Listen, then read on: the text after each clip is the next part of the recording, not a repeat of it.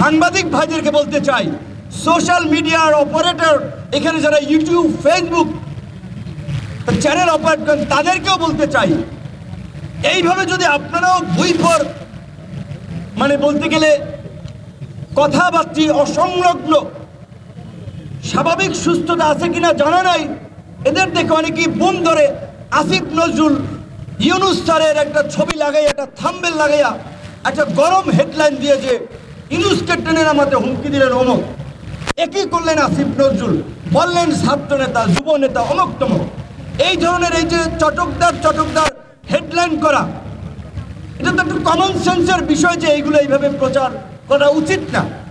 এবং এই যে জুলাই গণ অভ্যুত্থানের পরে এই বিপ্লবের দোকানদাররা অমক সাংবাদিককে হুমকি দিচ্ছে, অমক হাউসে হুমকি দিচ্ছে যে আপনার হাউস ফ্যাসিবাদের দোসর, অমকে এই ছিল, আপনারা আমাদের নিউজ কাভারেজ করেন না, আসেন না হলে কিন্তু অমক হবে তমক হবে, এবং কিছু বিশৃঙ্খলা হয়েছেও। এই বিশৃঙ্খলা এবং অতি উৎসাহী কর্মকাণ্ডে পরিষ্কারভাবে আমাদের বিন্দুমাত্র সমর্থন নাই। আমরা বিনয়ের সাথে অনুরোধ করব, সাংবাদিকতার বাইরে একজন নাগরিক হিসেবে এই সমস্ত বৈফল ব্যক্তি এবং সংগঠনের কর্মকাণ্ডকে আপনারা উৎসাহিত করেন না।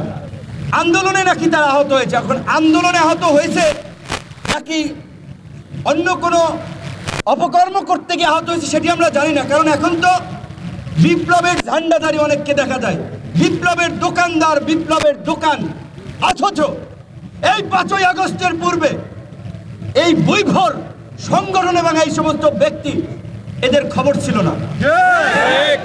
তো এটা আমাদের জন্য অশনি সংকেত যে বিপ্লবের ব্যানার নিয়ে নব্য বিপ্লবী দোকানদার দাঁড়িয়ে যাচ্ছে আর নতুন নতুন দোকান খুলছে।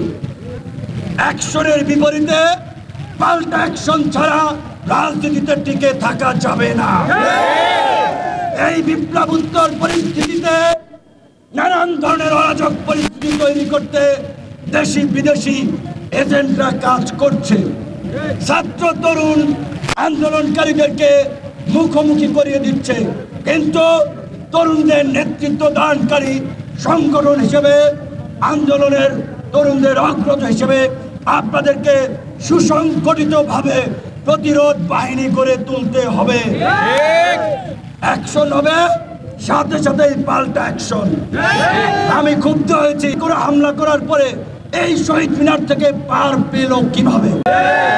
গতকালকে আমাদের টাঙ্গাইল বোয়াপুরের এক ছাত্র নেতার উপরেও হামলা হয়েছে।